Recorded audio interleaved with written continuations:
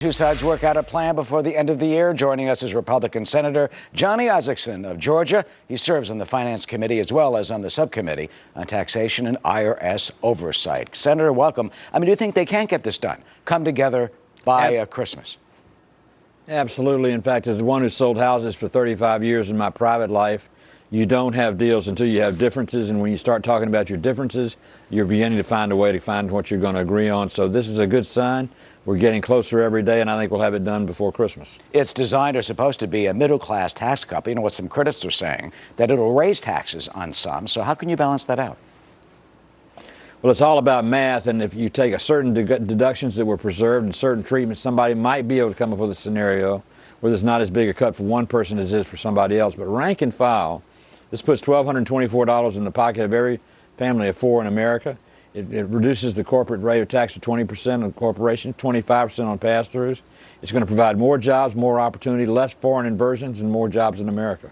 Yeah, some critics, though, are pointing to, let's go through a couple of steps. The deduction on extreme medical deductions, that's going to be wiped out. Some people could potentially be hurt by that. Well, they could, but it's in one version has that in there, one version has it out. We'll have to come to common good on that. What do you think will happen? Too early to tell?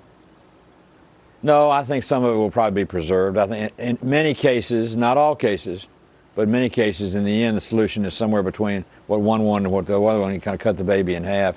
On medical deductions, that may be the truth in terms of the threshold that they qualify. Yeah, I guess the cutting the baby in half is how deals get done. Then you've got the interest on student loans. There's a ruckus over that, especially with a lot of students, and the student debt that they have to carry. Well, that as well as the high property tax states that have, like New York and California and Maryland, they have difficulty with our bill in the Senate. So there are areas where we're going to have to find common ground. But whatever we do, we're going to have to fit within the rules that we set out on the beginning of this reconciliation, get it done, and get tax relief for the American people, and a robust kick to our economy. Yeah, you mentioned the state and local tax deduction that's now full around the country, and that would really hit the blue states. As you say, New York, Illinois, New Jersey, Connecticut, also California. Peter King, the congressman from Long Island today, was saying it's an absolute no if that state and local tax deduction is wiped out. Do you think it'll stay, or there'll be a compromise? Because the House has it at $10,000, or you guys to get rid of it altogether? I think on that particular issue, in terms of the deductibility of state and local taxes, I think that we will come to an agreement that's somewhere between the two. That's not going to be true in every case, but in this case, I think it probably will. What do you think, from your point of view, for your constituents, this tax bill would really mean if it does go into effect the way you want it? Well, first of all, I think it means jobs for Georgians and for their children and their grandchildren that may be going into the workplace now. We're going to end the corporate inversions by American businesses going offshore. Now that we have a territorial income tax system like the rest of the world really has, we can compete equitably and fairly. People like that a lot. I think the simplification of the system is great. You're going to be where about 90% of the filers don't itemize. They just take the standard deduction.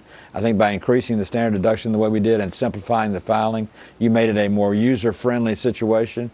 It doesn't cost as much. It has a good return and helps energize the economy of the United States of America. And what do you don't like? I like the fact that we're getting ready to do something rather than not doing something. So you're not going to find me singing in the choir of do nothing. We did that on health care. We've passed on some other opportunities we had. Now is the time for the leadership of the Republicans in the Senate and the House and the Democrats to come together, find common ground in the interest of the American people, our children, our grandchildren, and our future. About every quarter century, Congress changes taxes and amends them. It's been 36 years since we did it last time. It's time we did it again. It's time we did it now, and we're on the right start. Well, that seems the press in Washington. And finally, Senator, it's a day after Veterans Day. We've got the Veterans Day weekend, and you're the chairman of the Senate Veterans Committee. It's a deeply meaningful weekend and day that we had. Your thoughts?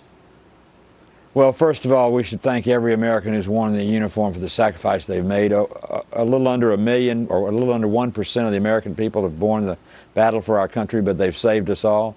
There's no higher calling than to serve your country. There's no greater sacrifice than to lay down your life for your fellow man. But there's only one reason America is still the greatest, freest, strongest nation in the world, and that is when called upon and when the bells tolled, America's men and women went in the armed forces to protect our future, protect our country, and protect our children. That is why Veterans Day is the most important day of all. Senator, well said. They have saved us all. Senator Johnny Isakson of Georgia, thank you, sir, and thank you for your... Thank you very much. Absolutely. Happy Veterans Day. Of course, and to you too, and to all the vets who are watching. Thank you.